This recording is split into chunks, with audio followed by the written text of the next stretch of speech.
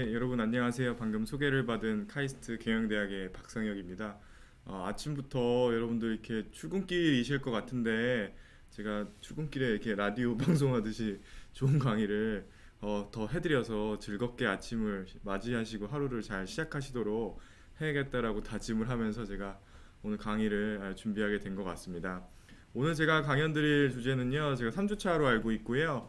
여기 이제 제목 보이시는 것처럼 디지털 트랜스포메이션 전략, 그리고 이제 그 와중에 그 가운데 주로 준비했던 컨텐츠는 인공지능 비즈니스 활용에 대해서 사례를 가지고서 직접 소개드리는 게 가장 이해하시기도 쉽고 편하시기 때문에 그렇게 제가 구성을 했습니다.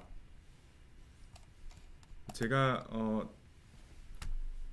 소개는 그냥 간단히 마치고요. 제가 제 소개하는 것보다 저는 어떤 인공지능 또는 빅데이터 프로젝트를 수행했는지 요거를 먼저 간단히 설명드리고 가는 게 제가 오늘 이제 소개드릴 사례라든지 어떤 생각을 갖고서 인공지능을 바라보고 있고 또 디지털 트랜스포메이션 전략에 대해서 소개를 드릴지에 대해서 여러분들이 잘 이해를 해주실 거라고 생각을 하기 때문에 뭐 제 자랑은 아닌데 제가 이런 프로젝트 많이 해봤다를 좀 가지고 왔습니다. 일단 저는 이제 그 카이스트 경영대학에 조교수로 부임한 건 2019년 9월 달이고요. 최근이죠. 한 2년 정도 되는데 그 전에는 좀 특이한 이력을 갖고 있습니다. 저는 그 개인화 추천회사 레코벨이라는 이제 B2B 회사라서 아마 법인명은 잘 익숙하지 않으실 텐데요.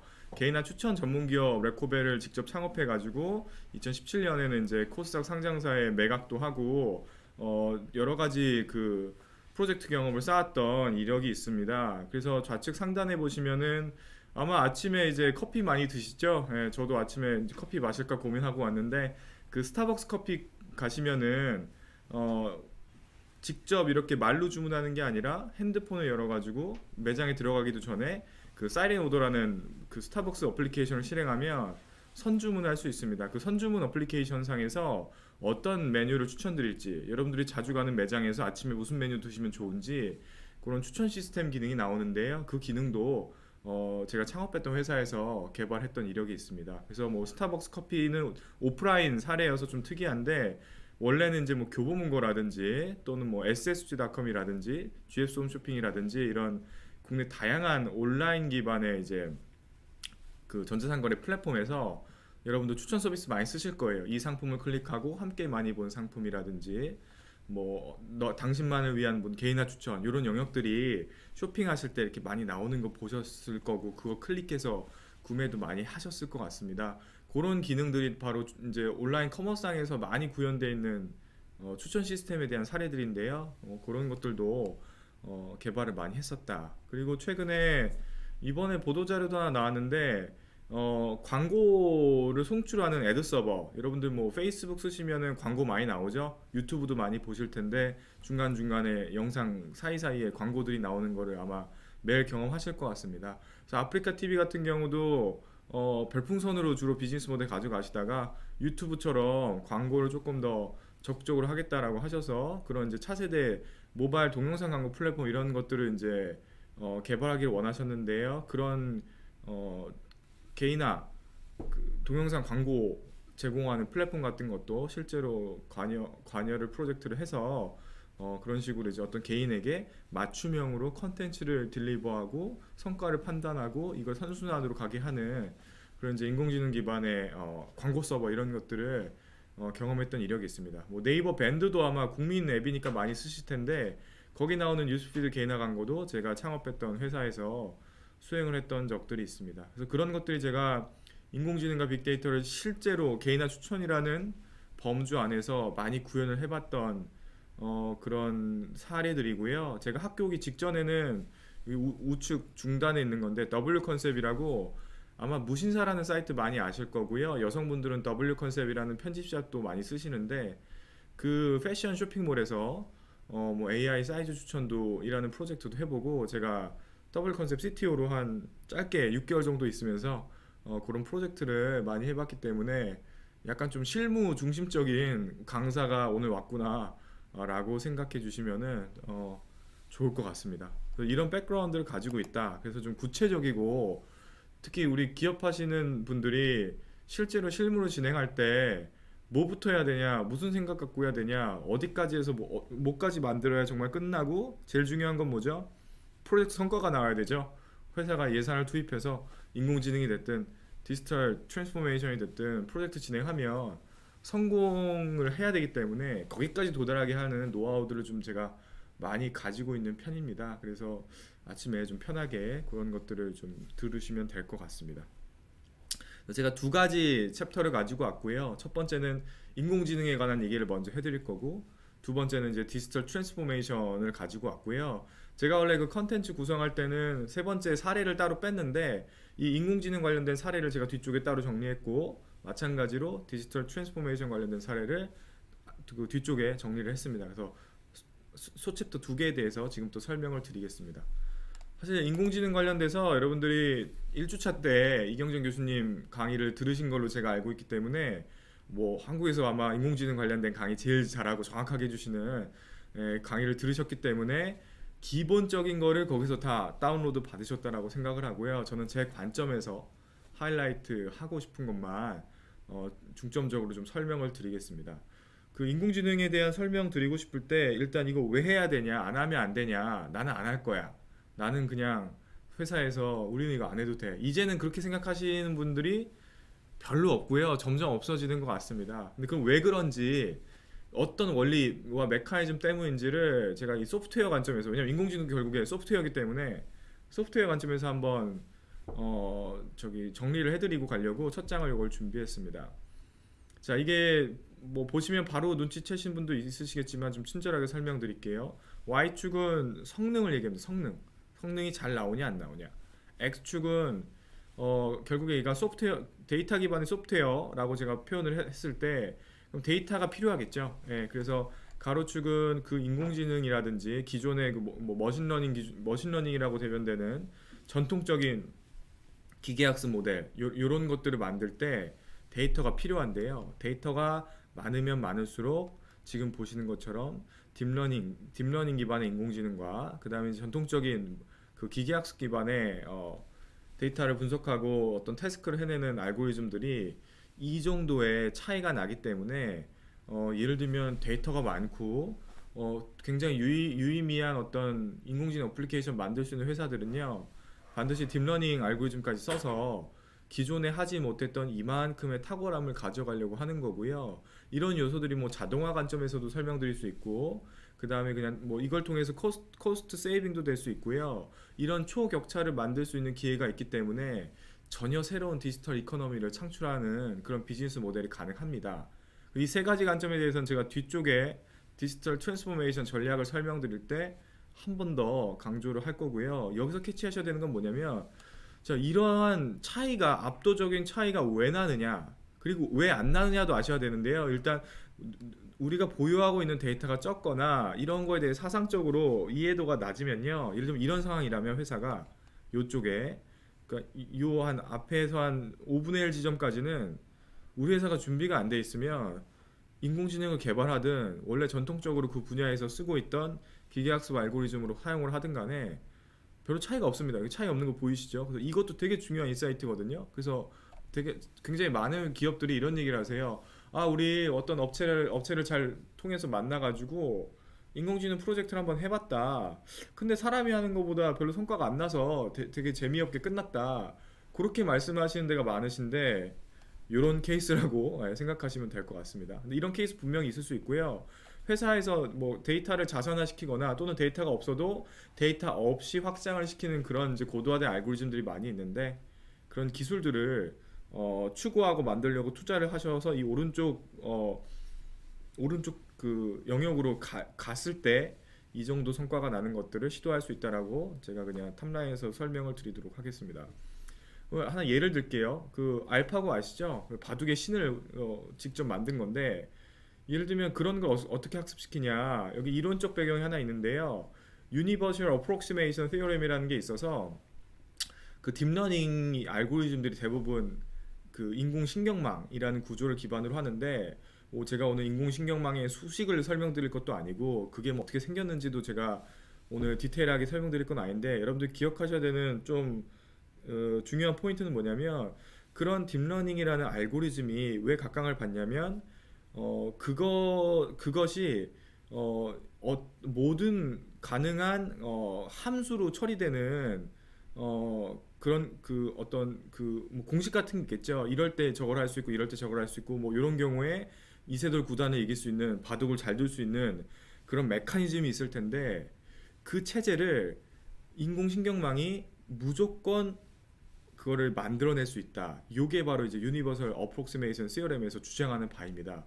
그러면은 우리가 살면서 아 이거는 혹시 인공지능이 되게 멋있게 처리해 줄 수 있지 않을까? 이런 태스크는 인간도 하지만 훨씬 더 인공지능이 잘 처리해 줄 수 있지 않을까? 예를 들면 뭐 엑스레이 사진을 보고서 폐암이 있는지를 맞춘다거나 아니면 어떤 그 고객들이 유통 현장에서 뭐 지금 결제를 하고 있는데 이거는 좀 그 프로드 냄새가 난다거나 이런 것들을 누군가는 알 수 있지 않을까라고 생각하는데 그러한 상태들을 데이터로 학습할 수 있는 구조 또는 데이터가 없이도 학습할 수 있는 상황을 만들 수 있다면 이 딥러닝이라는 알고리즘은 그거를 반드시 찾아내서 그 정도의 성과를 낼 수 있다.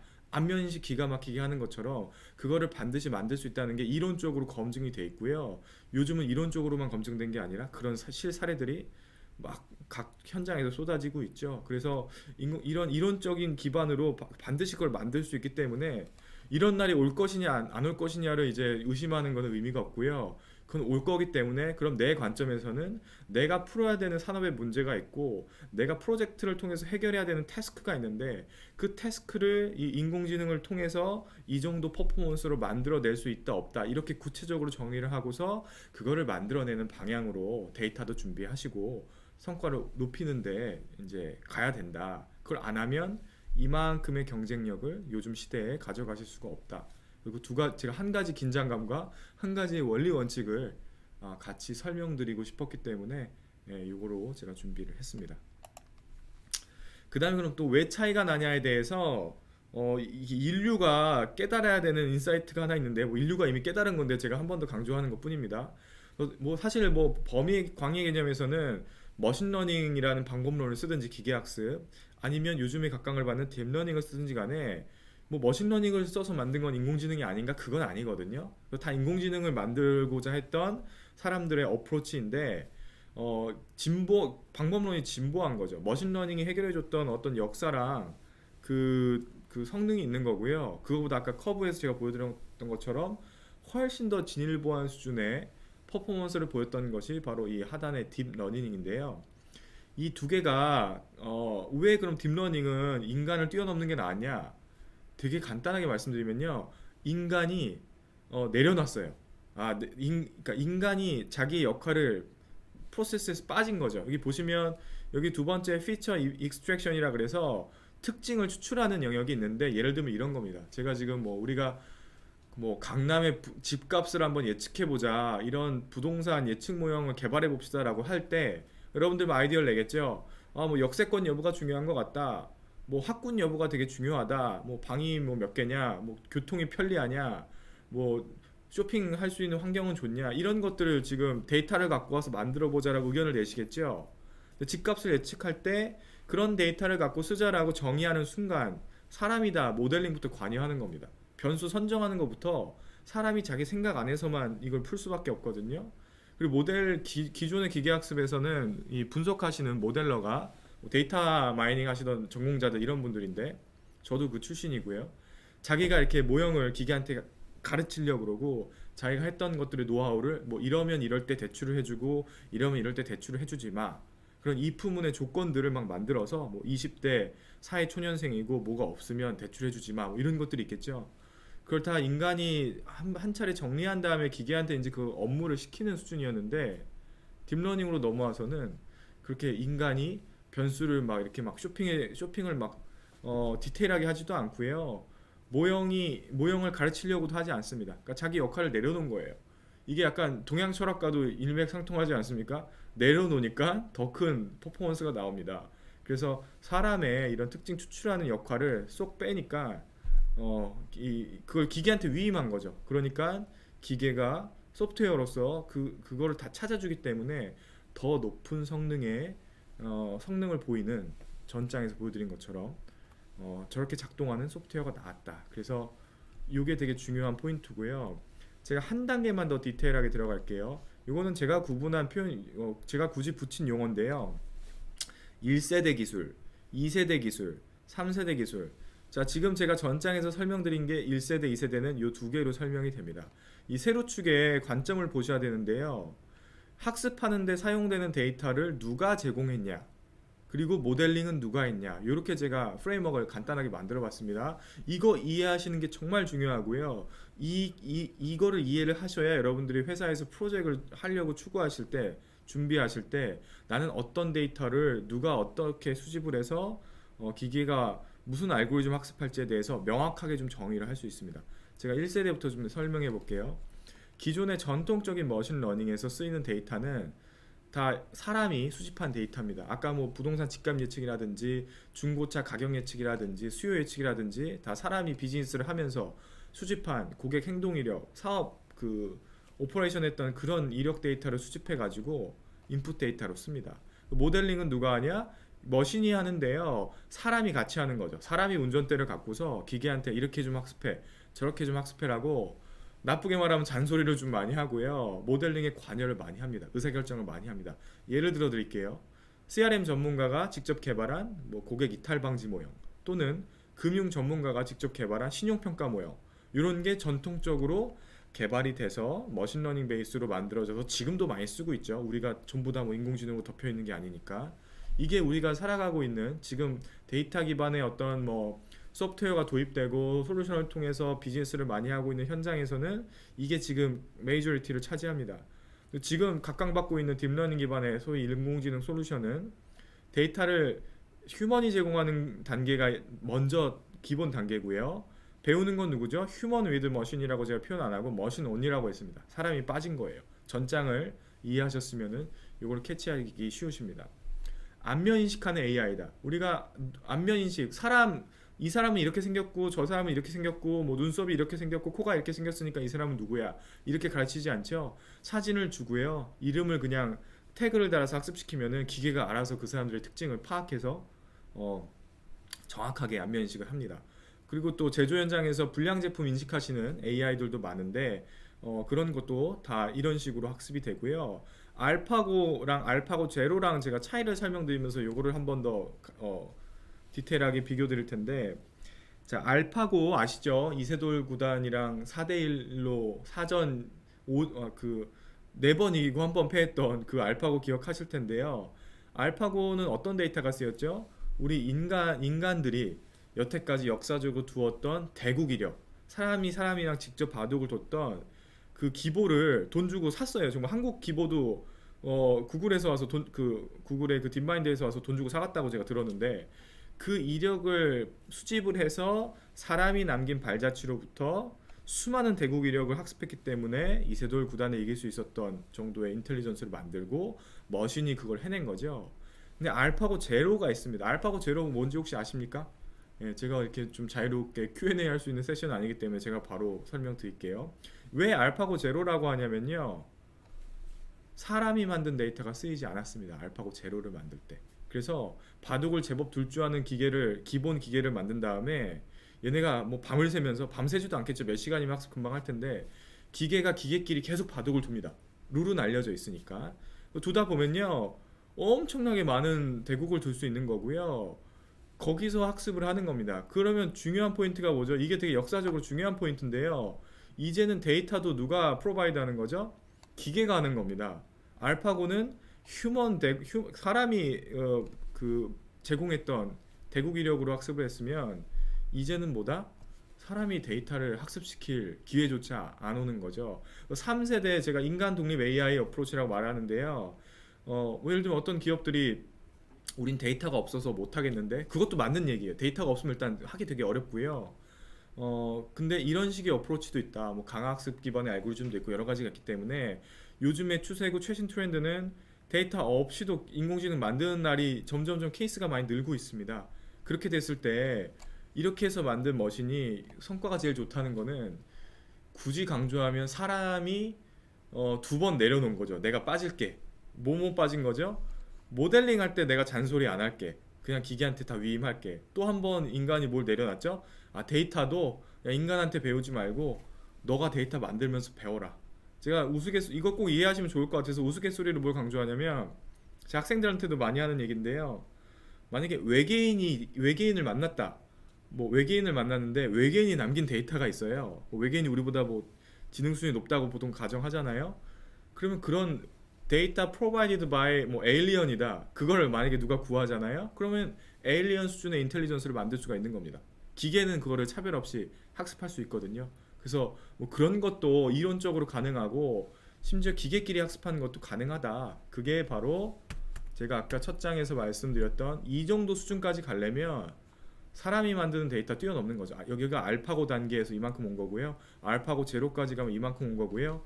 그 차이 때문에 알파고 제로랑 알파고랑 바둑을 100번 뒀는데 알파고 제로가 100점 백승했다고 합니다. 그래서 그런 어프로치들이 그 최첨단의 가장 실력이 좋은 AI 컴퍼니들은 그런 식의 어프로치를 통해서 AI 만들고 있습니다. 자, 여기까지 말씀드렸고요. 그다음 이제 뭐 인공지능에 대한 데피니션은 아마 이경정 교수님께서 너무나 잘 설명해 주셨을 것 같아서 이건 제가 스킵을 하고 하나만 제가 강조할게요. 자, 저도 그 사상을 동의를 하는데요. 휴먼 라이크한 뭔가 만드는 게 아니라 태스크 하나만 정하시고요. 그 태스크를 인간보다 잘할 수 있어 없어? 요거에 대해서 그 태스크를 해결하기 위해서 만드는 소프트웨어가 인공지능이다. 이렇게 일하시는 게 좋은 것 같습니다. 그래야 회사에서 정해진 기간 내에 현실적인 예산을 바탕으로 그게 1억이 됐든 5천만 원이 됐든 100억이 됐든 그게 예를 들면 그 자율주행 몇 조 쓰는데도 몇십 조 쓰는데도 아직 완성도가 끝까지 가지긴 못했잖아요. 오늘 2021년 3월 기준으로. 그래서 여러분들 이 예산을 무한정으로 이거를 프로젝트 하시는 게 아니고 오히려 뭐 진짜 3천만 원 1억부터 시작하실 거기 때문에 현장에서는 그래서 특정 태스크를 인간보다 좀 더 잘할 수 있는 걸 만들 수 있나? 인간보다 잘할 수 있는 걸 만들려면 뭘 해야 되죠? 인간이 내려놔야 되는 거고요. 그래서 딥러닝 알고리즘 써야 되는 거고 데이터도 있을 때 없을 때 구분해서 저런 식으로 구상을 좀 하시면 좋겠다. 그래서 실무적인 관점에서 말씀드렸고요. 좀 서머리를 해드리면 딥러닝은 이제 저는 뭐라고 생각하냐, 방대한 학습 데이터 필요하고요. 오해하지 마실 것은 데이터가 꼭 사람이 만들어야 되냐, 그건 아니라는 겁니다. 근데 학습용 데이터는 기계가 만들었든 사람이 만들었든 필요하니까 제가 강조를 했습니다. 그다음 훌륭한 알고리즘, 그 다음에 개선된 컴퓨팅 파워, 이 세 개가 필요한데요. 특히 중소기업에서 알고리즘 그러니까 중소기업에서 인공지능 만드실 때는 컴퓨팅 파워 신경 쓸 여유가 있을까요? 그냥 클라우드 쓰시면 되고요. 이건 언제 고민하셔야 되냐면 뭐 SKT, KT 정도 되는 사이즈에서 펌 대 펌으로 또는 국가 대 국가에서 우리가 전 세계에서 통신사 중에 가장 높은 수준의 음성인식 그 서비스를 하겠다라고 할 때는 데이터 센터부터 투자해야 됩니다. 데이터 센터에다가 아주 좋은 컴퓨팅 파워를 다 거기 투자를 먼저 해야 되는데 뭐 중소기업에서 그냥 프로젝트 하실 때는 그렇게 하실 그 예산도 안 되고 규모가 안 되기 때문에 그냥 클라우드 쓰시면 되고요. 그 다음에 알고리즘은 그럼 우리가 다 만들어야 되냐? 이미 다 오픈돼 있고요. 오픈돼 있는 것만 공부해도 평생 다 못 커버하실 정도로 많은 컨텐츠가 있고 검증된 것들이 잘 정리가 돼 있습니다. 그래서 뭐 오픈소스라고 하면은 공짜 아니냐 하실 텐데 오픈소스가 현장에선 무슨 의미냐면요. 그걸 탁월하게 잘 쓸 수 있는 하이레벨 엔지니어가 있어야 됩니다. 사람으로 때우는 거라고 저 생각하거든요. 예, 그래서 훌륭한 알고리즘이 그걸 쓸 수 있는 유능한 인재 또는 그걸 서비스 해줄 수 있는 좋은 파트너 회사를 만났을 때 그들이 이제 알고리즘을 선택하고요. 회사에서 준비해 줘야 되는 거는 학습용 데이터죠. 예. 학습용 데이터 이게 말이 쉽지.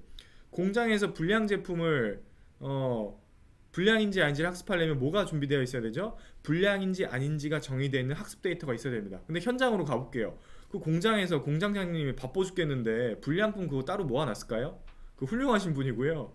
불량품을 내가 전산화해서 DB에다 쌓아놨다. 이럴 때 불량이었고 얘는 무슨 뭐 금이 갔고 얘는 뭐 물이 들었고 얘는 뭐 왠지 모르지만 작동 안 하고 이런 것들을 현장에서 일하기 바빠 죽겠는데 그 데이터 없거든요. 그 저는 예를 들면 중소기업이 인공지능 만든다고 할 때 어떤 상태일까가 굉장히 이제 제가 그 경험을 많이 했기 때문에 뭐 이론적으로 필요한 모든 게 다 준비되어 있고 이제 가서 알고리즘과 데이터 서버만 연결하면 예쁘게 나오는 그렇게 생각하지 않고 일단 데이터가 없습니다. 그래서 그 데이터를 없는 와중에 어떻게든 짜내기해서 만들면서 다음 단계 요만큼 가고 그 다음 갈까 이런 것들은 이제 현실적인 얘기를 많이 하는데요. 그래도 결국 중요한 거는 데이터가 제일 자산으로서 중요하시고, 그것만 잘 정의되어 있으면은 아까 제가 말씀드렸죠. 데이터만 준비해서 던져주면 기계가 알아서 높은 수준의 퍼포먼스를 내는 걸 만들어줍니다. 그래서 훌륭한 알고리즘, 개선된 컴퓨팅 파워 쪽에서는 고민하지 마시고 일단 데이터만 잘 해야겠다. 그럼 데이터가 뭐가 필요한지 아시려면 뭘 하셔야 되죠? 아까 제가 말씀드린 것처럼 무슨 문제를 기계한테 맡기고 싶냐? 태스크를요. 뭐 인간처럼 작동하는 이렇게 그 좀 손에 안 잡히는 버전 말고 그냥 하나의 태스크 있죠.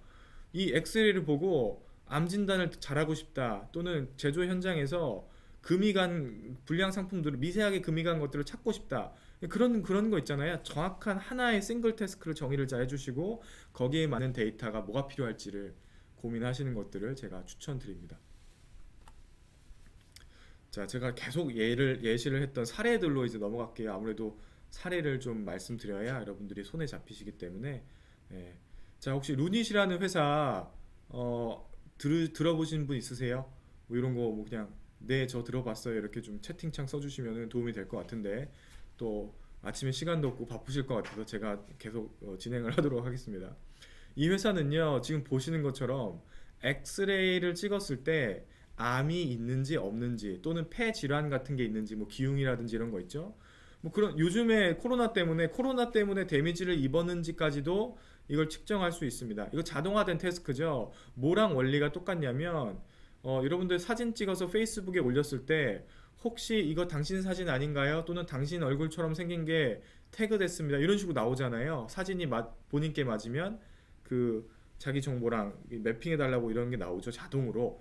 그런 자동으로 이미지를 처리하는 기술 기반으로 CNN 알고리즘이라고 하는데요. 딥러닝에서 그 알고리즘을 기반으로 이미지를 이렇게 분석해 가지고 여기 보시면 요쪽에 이렇게 마커가 붙어 있죠. 여기가 기계가 볼 때 뭔가 이것 때문에 나는 암이라고 생각합니다라고 이렇게 좀 의사 선생님들을 데이터를 시각화해서 도와주는 솔루션이에요.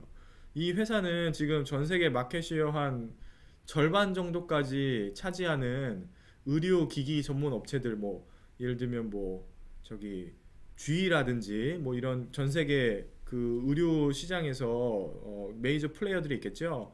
그런 전 세계를 커버하는 회사들한테 이렇게 뭐 제휴가 돼가지고서 이 솔루션을 판매하는 이런 성과를 보인 한국을 대표하는 AI 기반의 바이오 헬스케어 쪽 테마 쪽에 소속된 기업입니다. 최근에 한국에서 코스닥에 상장했던 뷰노라는 회사도 있는데요. 그 회사는 이제 이 사람의 시신경 데이터 이미지를 바탕으로 시신경에 문제가 있는지 뭐 이런 것들 진단하는 걸 하는 것처럼 이 루닛이라는 회사는 지금 보시는 것처럼 이런 뭐 폐 관련된 질환들을 탁월하게 분석해주는 자동화된 기술로 알고 있습니다. 자, 그럼 이제 뭐 인공지능 이런 거 하겠네. 안면인식 하는 것처럼 암이 있는지 아닌지 하겠네라고 하실 텐데 두 가지 포인트를 여러분들 짚고 가셔야 됩니다. 첫 번째는 인공지능이 기존에 우리가 인류 역사에서 노동력만 그 소위 뭐 블루 컬러, 화이트 컬러라는 표현은 뭐 제가 굳이 구분하는 거 좋아하진 않는데 소위 지식 노동 계층이라고 생각하는 저도 이제 지식 노동자라고 생각하는데 의사 선생님 굉장히 아무나 될 수 없고 누구나 선망하는 직업이고 훌륭한 일들 하시잖아요. 근데 예를 들면 이제 이 영상을 보고 진단하는 그런 역할은 어, 이 퍼포먼스를 봤을 때 아까 커브 두 개 기억나시죠? 그러니까 전통적인 그 기계학습 기반의 수준은 인간의 전문가 정도를 할 수 있는 지능을 가진 거고요. 이제 이러한 인공지능 방식으로 가면 그걸 뛰어넘는 퍼포먼스가 나온다고 제가 강조를 드렸죠. 그 굳이 숫자로 비교하면 사진을 보고 의료진 분들이 뭐 한 91%, 2% 정도로 이 암을 예측한다라고 했을 때 이 AI는요 94, 5%가 나온다는 얘기예요. 그러면 그게 3, 4%가 증가한 거니까 예를 들면 이세돌보다 제일 잘한다는 바둑을 제일 잘 둔다는 인간을 기계가 이긴 것처럼 이쪽에서 가장 뛰어난 인간 의사 선생님이 있을 때 기계는 그거보다 더 뛰어난 성능을 보여줄 수 있다는 거고 더 중요한 건 뭐죠? 소프트웨어이기 때문에 24시간 전 세계 어디서든지 이게 라이브 돼서 전기비만 내면 이 서비스를 60억 인류가 받을 수도 있는 거죠. 만약에 사진이 다 있다면. 그런 날이 왔다라는 겁니다. 그래서 그게 기억하셔야 되는 포인트 중에 하나고요. 예.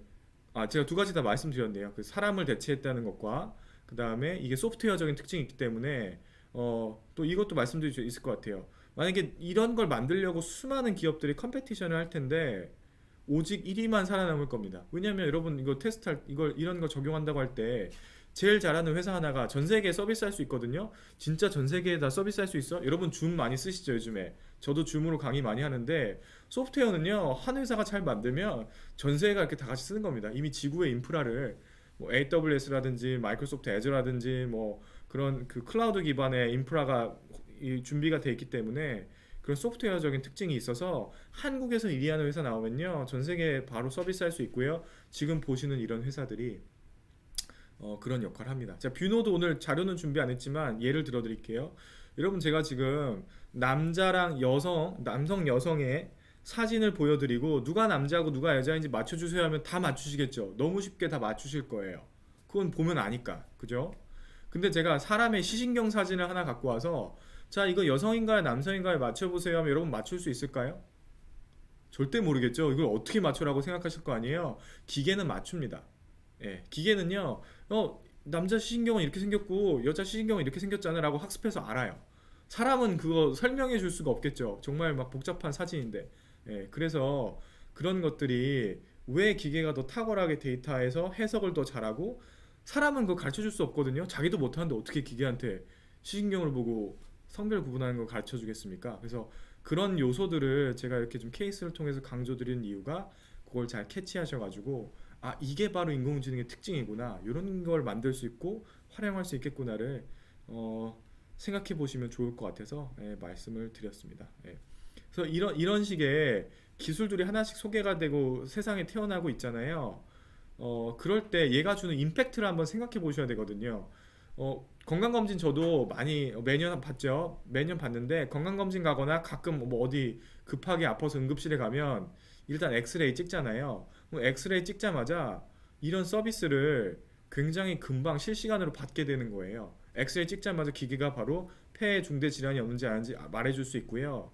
엑스레이뿐만 아니라 모든 종류의 영상 이미지에서 거기에 맞는 것들을 해줄 수가 있겠죠. 그리고 그 정확도도 사람이 하는 거 이상으로 나온다. 그렇게 되는 시대를 만들어낸 게 이 인공지능에 사람들이 주목하는 이유고 중요한 특성을 제가 좀 한 번 더 하이라이트 해드린 것 같습니다.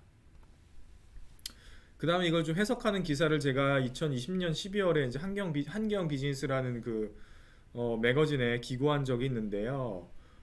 이게 되게 재밌는 표현이 하나 있어서 제가 좀 강조하고 싶어서 이걸 갖고 왔습니다. 일단 아까 제가 정의했던 거 AI 만들 때 필요한 세 가지 기본 요소 데이터, 알고리즘, 컴퓨팅 파워인데 뭐 하드웨어랑 저기 알고리즘은 그냥 다 어떻게 액세스할 수 있으니까 데이터만 잘 고민하시면 된다. 그 얘기 다시 한 거고요. 그다음에 기계가 수행해야 되는 업무 아까 업무 뭐였죠? 엑스레이 사진을 인풋 데이터로 받아서 폐에 관련된 중대 질환이 있는지를 찾는다. 암이 있는지 없는지 찾는다. 이런 걸 할 수 있는 거예요. 그래서 그리고 그 태스크를 정의하면 성과를 반드시 측정해야 됩니다. 그걸 정말 기계가 얼마나 잘하고 있냐. 정확도가 100개 중에 100개를 다 맞추는지 아니면 96개를 맞춰서 96%인지 사람은 91, 2%인데 그걸 뛰어넘을 수 있는지 이런 것들을 객관적으로 정확하게 성과를 측정할 수 있는 체제를 만들어 놔야 그걸 개발하는 엔지니어가 숫자를 1%라도 올리려고 뭔가 작업도 하고 알고리즘도 좀 교환해보고 데이터를 다시 갖고 오고 이런 식의 시도를 합니다. 데이터를 떠먹여주는 태스크 자체는 아직까지 인간이 해줘야 되거든요. 마치 그 애기 키우시는 분도 아시겠지만 요리를 다 해서 이유식을 만들어 가지고 떠먹여야 되잖아요.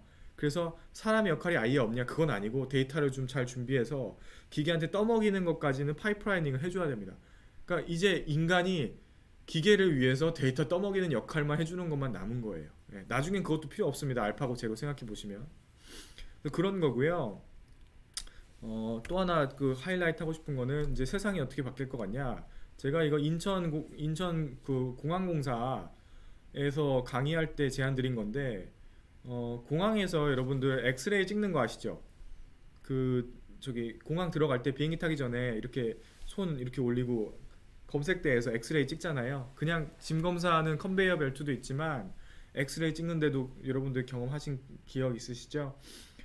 그래서 검색대 지나갈 때 엑스레이 한번 쬐는 김에 만약에 코로나가 있는지 없는지 또는 폐암이 있는지 기흉이 없는지를 만약에 서비스를 해주면 되게 사람들이 좋아하지 않을까. 뭐 그런 게 있을 때만 알려주면 되겠죠. 그리고 코로나는 중요한 포인트인 게 공항에서 스크리닝을 하지 않습니까? 이 사람이 뭐 가지고 오면 안 되는 동식물을 갖고 있는지 아니면 진짜 뭐 금괴 같은 거 갖고 왔는지 그런 걸 최초로 해외에서 왔을 때 스크리닝 해주는 중요한 역할인데 그런 위험한 물건들이나 주의해야 되는 거를 스크리닝 할 때 생화학적으로 갖고 있는 위험성에 대해서 요즘 코로나 때문에 다들 경각심이 큰데요. 생화학적인 위험 요소도 공항에서 제일 먼저 스크리닝 할 수 있다고 보고요. 그걸 해내는 기술들이 바로 지금 제가 설명드리는 이런 기술들입니다. 이게 비용이 높냐? 물론 이 회사가 라이센스비를 받아야겠지만 이게 사실은 소프트웨어이기 때문에요. 전기세만 내면은 되는 겁니다. 원래 오퍼레이션 할 때 원가만 생각하면요. 그래서 그런 것들을 여러분들이 세상이 앞으로 바뀌겠구나. 이 IT 결국에 이 원리 원칙은 IT가 어떻게 임팩트를 주는지에 대한 메커니즘이랑 똑같은데요. 정보 기술인 거죠. 소프트웨어라는 거는. 그래서 그 기존의 이코노미를 어떻게 바꿀지는 여러분들이 쉽게 이해하실 것 같아서 제가 더 강조하진 않겠습니다. 제가 루닛이라는 회사를 또 좋아하는 이유는요. 어 제가 이제 그 개인 투자할 수 있는 기회가 한번 있었어서 그래서 저도 좀 긴밀하게 들여다봤던 적도 있고요. 이 회사도 아마 그 뷰노라는 회사처럼 올해 저기 3, 4분기 정도에 한국 코스닥 시장에서 상장을 하기 위해서 현재 그 청구 심사도 받고 기술에 대한 검증도 받고 있고 그렇게 진도가 나가고 있는 회사니까 이런 회사가 어디까지 갈지 정말 전 세계 서비스할 수 있게 되는지 안 되는지 한국을 대표하는 회사로서 여러분들 관심 가지셔도 좋은 게 될 것 같습니다. 두 번째 역시 제가 바이오 의료 쪽 테마를 갖고 있는 회사를 또 하나 찾아왔습니다. 인포마이닝이라는 회사인데요. 여기는 아까 뷰노라든지 루닛이라든지 그런 특화된 태스크만 하는 진단하고 뭐 암 진단하고 이런 회사랑 조금 더 결이 다른 면이 있어서 제가 굳이 갖고 왔는데요. 이 회사는 뭘 하냐면 생체 신호 기반의 질병 예측 관리하는 서비스를 하고 있습니다. 여기 좌측에 보시면 여기 메디와치 또는 패치라고 보이시죠? 여러분들 그 애플워치라든지 갤럭시에서 제공하는 갤럭시 와치 많이 쓰시죠? 저는 뭐 아직 그냥 전통적인 오프라인 시계 차고 있는데요. 그런 이제 디지털 와치를 착용하면 어떤 서비스를 해주죠? 여기 그림 보이는 것처럼 그런 그 디바이스 IoT 디바이스인데 IoT 디바이스를 통해서 뭐 체온이라든지 심박수라든지 이런 것들을 또 만보기 기능도 당연히 여기 들어가 있죠. 그런 것들을 이 기계 디바이스를 통해서 데이터를 센싱할 수 있습니다. 바로 생체 신호 기반인 건데요.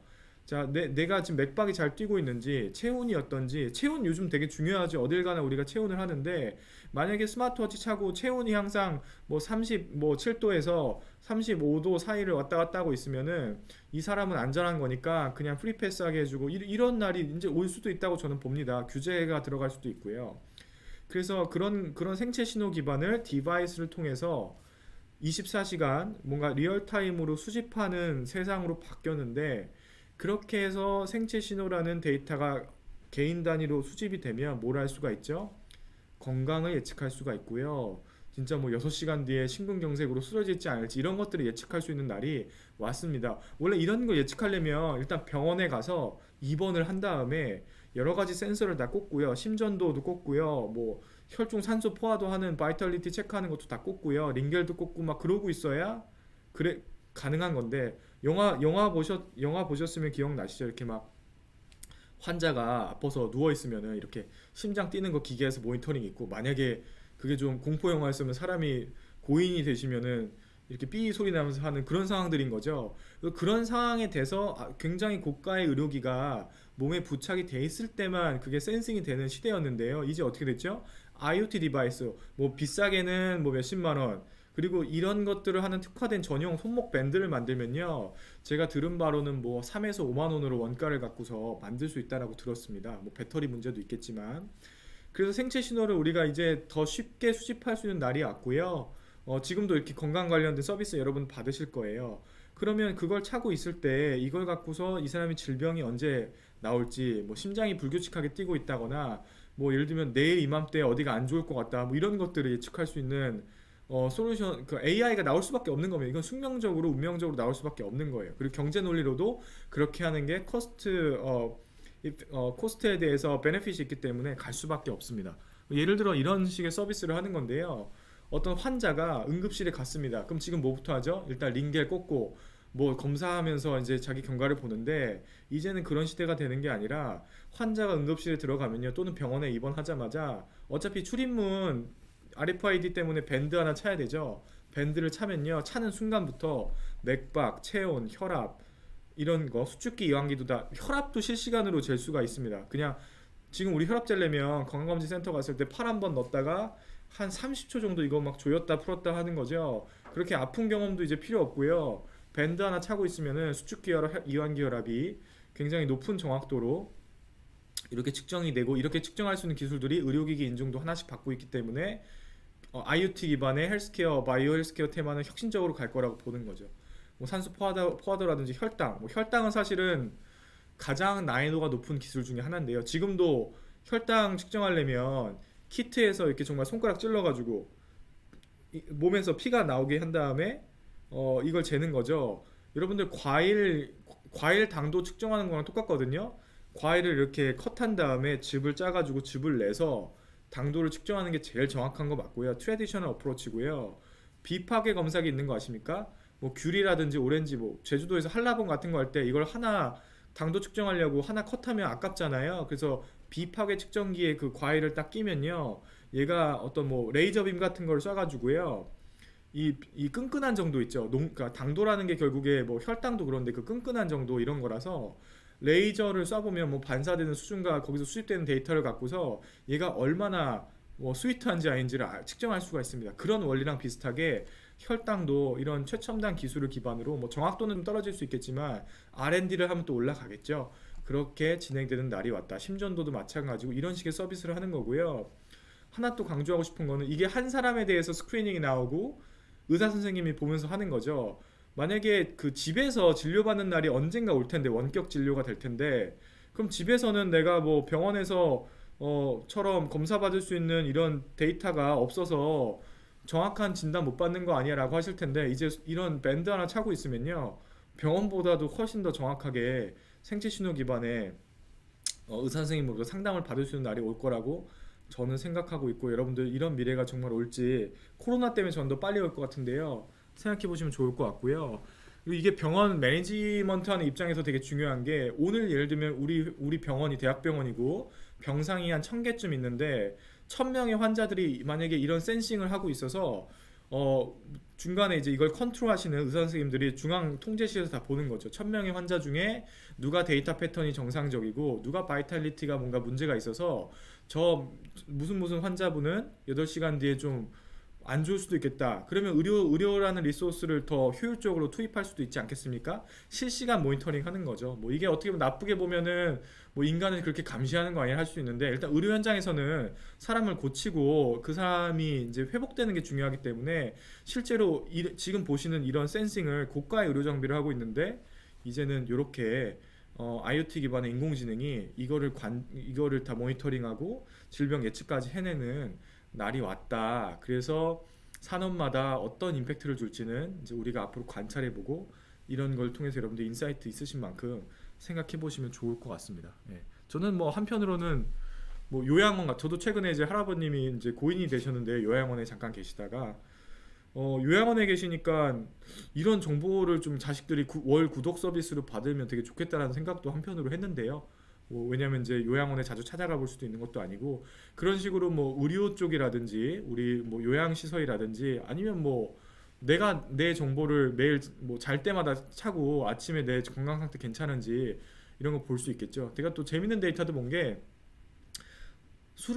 저녁에 회식 때 술을 많이 먹고 자잖아요. 잘 때 그 심장이 뛰는 그 패턴이 평상시 거의 2배까지 나오더라고요. 그래서 그걸 제가 한번 본 적이 있는데, 이래서 술을 많이 먹고 자면 위험하구나 그런 생각도 제가 했습니다. 그래서 그런 거 우리가 데이터를 안 받기 때문에 모르는 거거든요. 데이터를 보면 이게 팩트이기 때문에 굉장히 본인 스스로 설득당하기도 좋고요. 이런 시대로 지금 바뀌고 있다. 그럼 이 수많은 데이터들을 사람이 보고, 아무리 훌륭하고 똑똑한 의사 선생님이 이거 핸들링해서 모델링 할 수 있냐?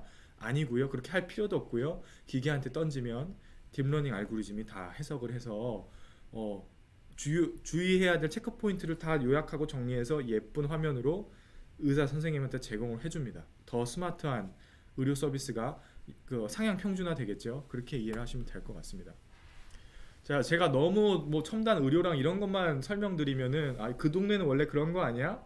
라고 하실 것 같아서 더 쇼킹한 사례를 갖고 왔습니다. 이제 유통으로 넘어가기 전에 축산 사례가 있어서 좀 갖고 왔는데요. 이 팬컴이라는 그 회사고요. 네덜란드 회사로 제가 알고 있는데 이 영상은 참고로 제가 이 유튜브 영상 나와 있던 것들을 다시 캡처한 것들을 편집해서 가지고 왔습니다. 여러분 이게 뭐 같으세요? 돼지가 우리에 있죠? 예. 이게 보시는 것처럼 천장에 CCTV가 이 돼지 우리를 관찰하고 있는 겁니다. 그럼 보시면 여기 쉐도잉이라 그래서 아래쪽에 뭔가 그림자 같은 게 있죠? 예, 이게 뭐냐면요. 어, 돼지들이 그림자가 겹친다는 게 어떤 의미일까요? 가축을 키우는데. 누가 누구를 올라타서 괴롭힌다거나 밟고 지나간다거나 이런 거거든요. 아름다운 상황은 아니겠죠. 뭐 장난칠 수도 있는데 강아지들끼리 막 장난치는 것처럼 아닐 수도 있잖아요. 어떤 폭력적인 한 마리의 돼지가 있어서 우리도 좁아 죽겠는데 그 돼지가 막 친구들을 괴롭히고 있을 수가 있겠죠. 이거를 사람이 모니터링 일일이 할 수 있을까요? 없죠. 근데 지금 제가 말씀드린 것처럼 이 탑뷰에 천장에 카메라가 달려 있어 가지고요. 실시간으로 가축들의 행동과 동선을 관찰할 수 있다는 겁니다. 제가 다시 영상 보여드릴게요. 예. 그래서 이러한 것들이 이게 제가 말씀드린 태스크예요. 태스크는 뭐죠?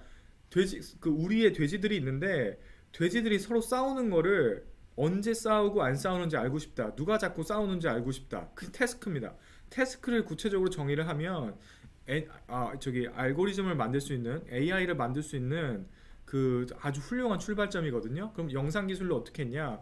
비전 테크놀로지를 통해서 이런 쉐도잉하는 돼지들끼리 개체가 얼마나 중복되는지를 계산해서 하루 동안 얼마나 싸우는지, 어떤 돼지가 주로 싸우는지에 대해서 이런 식으로 24시간 모니터링이 가능하고요. 이걸 통해서 뭘 할 수 있죠? 극단적인 상황 발생하면은 농장주에게 조기경보 메시지도 제공할 수 있습니다.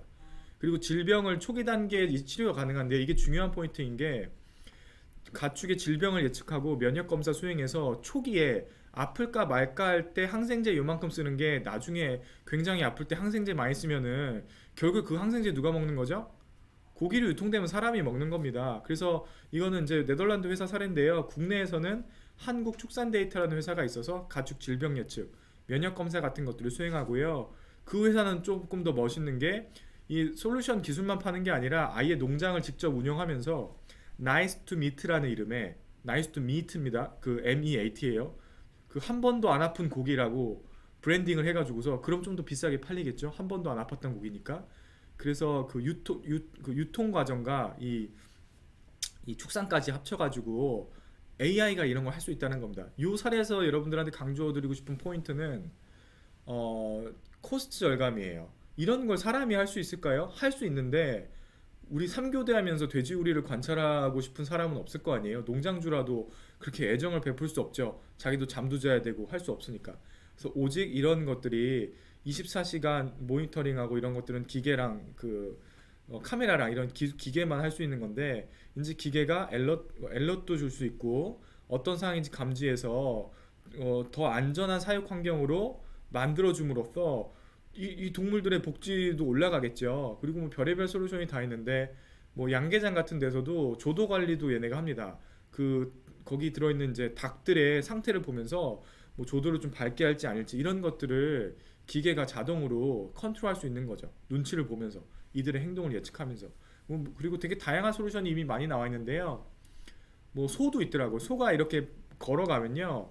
어떤 소가 건강 상태가 안 좋으면 이게 비대칭이래요. 사람도 걸을 때 왼발 오른발이 좀 비대칭인데 그거를 한번 걸어가게 해서 발자국을 센싱을 하면요. 아까 IoT 디바이스로 하듯이 이 소가 얼마나 건강한지 무슨 일이 있는지 이런 것들을 할 수 있고요. 이게 결국 소프트웨어이기 때문에 굉장히 낮은 단가로 실시간으로 다 이 수많은 개체들을 매니지할 수가 있습니다. 이런 것들이 여러분들이 생각하시는 축산이 굉장히 낙후하고 데이터랑 인공지능은 상관이 없을 것 같은데 거기도 이런 혁신의 바람이 부는구나. 이걸 제가 꼭 강조를 하고 싶었고요.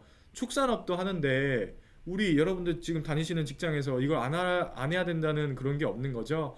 여러분들이 상상하는 만큼 필요한 태스크를 정의하는 만큼 그 태스크를 인공지능이 할 수 있을지 없을지 그렇게 고민하시는 게 아주 좋은 스타팅 포인트가 될 것 같아서 꼭 이거를 좀 충격적으로 받아들이시면 좋을 것 같아요. 저도 이 사례 처음 봤을 때 굉장히 신박하고 충격적이다라고 생각합니다. 그리고 아까 국내 한국 축산 데이터는 무슨 어떤 시도를 했냐면요. 이 돼지가 아프면은 자꾸 앉아 있는데요. 하루 중에 돼지마다 관찰을 해서 앉아 있는 시간이 더 긴지 서서 좀 돌아다니는 시간이 더 긴지를 측정할 수 있겠죠. 이거 사람이 할 수 있겠습니까? 똑똑한 알바생을 채용한다고 이거 할 수 있을까요? 저는 못한다고 보고 만약에 그걸 해내면 그 사람 너무 힘들 거라고 보거든요. 쉬운 일이 아니기 때문에. 그래서 기계가 할 수밖에 없는 거고요. 기존에 인간이 그런 거 할 수 없었는데 기계라는 건 결국 전기 코드만 꽂아주면 돌아가는 거기 때문에 굉장히 낮은 원가로 내 농장에 있는 모든 가축들의 그 행동 패턴을 수집할 수 있는 거죠. 뭐 비인간적인 거 아니야. 이게 인권이 아니잖아요. 동물은 인권이 있는 게 아직 법적으로도 아니기 때문에 한 마리 한 마리 다 굉장히 그 소위 고급진 의료 서비스를 해줄 수 있는 날이 온 거죠. 예, 그래서 그런 것들이 인공지능이 할 수 있는 일이고요. 그걸 통한 임팩트는 뭐냐? 이게 뭐 예를 들면 뭐 사료비도 줄 거고요. 이 가축을 이 의료 케어해주는 비용도 줄 거고요. 그 고기의 퀄리티도 올라갈 거고 항생제도 덜 쓸 거기 때문에 소비자 관점에서도 탁월할 거다. 이런 식으로 첨단 축산, 첨단 농업 쪽으로 계속 가고 있다. 그리고 거기서 인공지능이 큰 역할을 하고 있다. 그거를 여러분들이 기억을 해주시면 좋을 것 같습니다. 자, 여기까지 제가 그 전반부, 뭐 전반부를 해봤자 40분밖에 안 되지만 설명드렸는데 혹시 궁금한 거 있으시면 채팅창에 좀 써주시면 좋을 것 같습니다. 제가 한 15초, 20초 정도만 기다렸다가 바로 다음 걸로 넘어가도록 하겠습니다.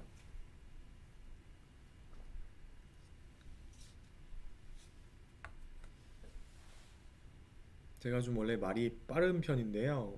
1시간, 1시간 반 강의할 때는 지금처럼 말이 조금 더 빨라서 혹시 아침에 굉장히 뇌 부하가 걸릴 것 같다라고 하실 수도 있는데 그거 하나만 좀 양해를 부탁드리고요. 제가 학교에서 보통 3시간씩 강의할 때는 굉장히 여유 있게 합니다. 네, 오늘 그거 좀 양해 좀 부탁드리겠습니다. 제가 여러분들한테 하나라도 더 강조하고 하나라도 더 드리고 가고 싶어서 그렇게 한 거니까 요 정도 톤으로 비슷하게 다시 디지털 트랜스포메이션 전략으로 좀 넘어가겠습니다. 사실 이게 오늘의 메인 그 제목이었는데요.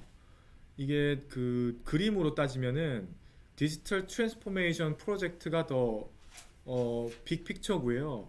아래 그림 보시면 디지털 트랜스포메이션 프로젝트를 통해서 데이터들이 중간 과정의 수단으로서 또는 프로젝트의 결과로서 생깁니다. 데이터가 생기죠. 온오프라인 데이터도 생길 거고요. 우리가 주체가 돼서 실제로 수집하는 퍼스트 파티 데이터도 생길 거고 프로젝트 하다 보면 돈 주고 사오는 데이터 서드 파티도 생길 거예요. 예를 들면 그 구글의 딥마인드라는 회사가 알파고를 만들 때 자기네가 기보가 없었죠. 처음에 알파고는 사람의 대국 데이터에서 시작했다고 했잖아요. 근데 자기네는 그 데이터가 없으니까 서드 파티 데이터를 돈 주고 사온 거예요. 한국 바둑협회랑 제휴 맺고 돈 주고 아마 기보 데이터 사갔을 거예요. 그럼 서드 파티 데이터죠. 그 회사 입장에서. 근데 나중에 퍼스트 파티 데이터를 어떻게 했죠? 기계가 계속 바둑을 주는 알파고 제로를 만들면서 기보라는 것 자체를 퍼스트 파티 데이터로 내재화 시킨 거예요. 아주 훌륭하고 잘한 어프로치죠. 그런 식으로 데이터가 생기고요. 데이터가 쌓일 때 얘를 인풋 데이터로 해서 분석을 할 수 있는 데이터 애널리틱스라는 주제가 여기 블럭이 딱 들어오고요. 그걸 전통적인 기계학습으로 해도 되고 방법론이니까 아니면 제가 지금 강조했던 딥러닝 알고리즘을 써서 해도 됩니다. 요즘은 다 딥러닝으로 해야 되죠. 그러면 디지털 트랜스포메이션 프로젝트에 대해서 결과적으로 비즈니스 KPI를 개선하는 목표를 두시거나 또는 신사업을 개발하는 이 두 가지의 큰 그림이 중요하다. 이게 바로 이제 전략 얘기를 하려고 제가 디지털 트랜스포메이션에 대한 간단한 그 여정에 대해서 그림을 그려온 겁니다. 결국에 기업에서는 프로젝트를 시작하면요 끝을 봐야 되고요. 그 끝이 좋게 나와야 되는데 가장 단기적으로 성공할 수 있는 건 뭐죠? 비즈니스 KPI 개선하는 겁니다. 이 프로젝트를 통해서 비용을 줄였습니다. 이 프로젝트를 통해서 매출이 더 올랐습니다. 자동화를 했습니다. 자동화 해냈다는 것 자체가 비용 줄였다는 얘기거든요. 괄호 열고 괄호 닫고. 그래서 저는 디지털 트랜스포메이션 용어를 정의할 때 이거 제가 일단 정의한 용어인데 그냥 제 설명이에요. 디지털 기술을 통해 기업의 현행 비즈니스 프로세스를 개선시켜서 여기 써 있는 것처럼 비용을 절감하거나 아니면 자동화와 같은 경쟁 우위 요인을 만들어내거나 또는 뭐다? 기존에 존재하지 않던 디지털 이코노미를 탄생시키는 과정이다. 물론 비용 절감하고 자동화시키고 기존에 없던 디지털 플랫폼 상에서 이코노미를 만들면요, 성공한 겁니다. 그리고 이게 끝판왕은 뭐냐면요, 그냥 단순히 비용 절감하고 자동화하는 것도 훌륭한데요, 정말 궁극의 신의 한 수는요, 디지털 이코노미의 새로운 플랫폼 만드는 거예요. 그게 뭔지는 제가 뒤에서 이따 사례를, 도미노 피자 사례를 설명드릴 테니까, 특히 전통 기업이 전통적으로 하던 자기네 사업이 있는데요, 어느 날 디지털 이코노미를 탄생시켜서 성공해서 IT 회사로 탈바꿈하게 되는 드라마틱한 포인트가 많이 생기거든요. 그 정도로 성공하면 소위 대박 나는 거거든요. 그래서 그게 뭔지, 어떻게 전략적으로 차별화가 되는지를 뒤쪽에 사례와 함께 쉽게 좀 설명드리도록 하겠습니다. 다시 한번 서머리해드리면, 단기적으로 성과 입증을 해서 비용 절감하거나 오토메이션 시켜가지고 생산성이 향상됐다. 보통 이런 일이 있으면 어떻죠? 공장장님 되게 박수 받고요, 포상 받고요, 임원으로 승진하고요, 뭐 사장님이 될 수도 있는 거고요. 회사가 전 세계 제조업이었으면 특히 전 세계 최고의 경쟁력을 갖게 되는 거죠. 뭐 그런 겁니다. 그건 저는 이제 기능적 접근이라고 하고요. 가치적, 이게 전략적인 그 단어인데, 워딩인데, 기능적 접근이라고 저는 그걸 생각하고, 더 중요한 건 뭐다? 여러분들 궁극적으로 한번 고민하시고 언젠가 내가 해봐야지라고 추구하셔야 되는 건 뭐냐면 가치적 접근입니다. 기존에 없던 새로운 고객 가치를 디지털 이코노미를 통해서 탄생시키는 거예요. 이게 뭔지는 뒤에 예시를 드리면은 정확하게 이해를 하실 겁니다. 지금 기억하셔야 되는 거는 디지털 이코노미를 탄생시킬 수 있다는 거고요. 이 디지털 트랜스포메이션 프로젝트의 일환으로. 근데 그걸 해내는 탁월함이 누구 때문에 나온다? 알고리즘, 이 뭐 인공지능 때문에 나오는 거예요. 인공지능의 그 정도의 격차, 아까 제가 맨 첫 장에서 보여드렸던 기존의 산업의 수준보다 훨씬 더 높은 수준의 밸류를 만들면서 탁월한 퍼포먼스를 내면서 거기에 수반되는 코스트가 줍니다. 그게 바로 혁신의 핵심이거든요. 이건 제가 혼자 주장하는 게 아니라 이론적 토대를 좀 말씀드리면, 이 경영학 이론이니까 좀 쉬워요. 경제학 이론은 어렵지만, 자, 이렇게 얘기하면 또 저도 경영대학 소속이지만 경영학 하시는 분들이 어쩜 그렇게 서운하게 말을 하냐라고 하실 수도 있는데, 뭐 일단 대중적인 책이 많다라는 의미에서 쉽게 이해할 수 있는, 그래서 설명드린 거니까 오해는 하지 마시고요. 제가 오늘 학회에서 PT하는 거 아니니까 편하게 여러분들에게 말씀드렸습니다. 이 포인트는 꼭 기억하시면 좋은데요. 자, 우리가 아마 여기 계신 수업 들으시는 분들이 저도 그랬고, 학창 시절에 대학교에서 뭐 경영학 원론이다 이런 이제 교양 수업 많이 들으시죠? 내가 저도 수학과 나왔는데요. 이렇게 교양 과목 들으면은 경영학 뭐 원어원 과목 듣잖아요. 그러면 거의 예외 없이 배우는 게 그 유명한 마이클 포터 교수의 경쟁 전략에 대해 배웁니다. 이게 이제 산업 시대에 제조업 중심의 시대에 경쟁 전략이 되게 중요한 전략이었는데, 말 그대로 경쟁을 일단 해야 되는 거예요. 경쟁 전략은 경쟁을 어떻게 할 거냐? 경쟁이 기본 전제입니다. 거기서 뭐냐면 기업들한테, 자, 경쟁하면서 성장하는 거야. 근데 그 경쟁이 뭐냐면, 여기 X축 뭐죠?